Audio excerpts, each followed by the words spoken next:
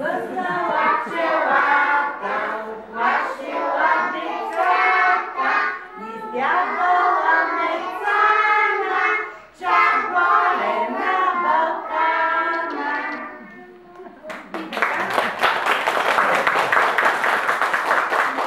Същата тази баба Меца е сърдита, че децата, без да питат, още в ранните зори пукнали с гъстите гори. Тя кого ли не попита? Тези деца къде ги скитат, но направо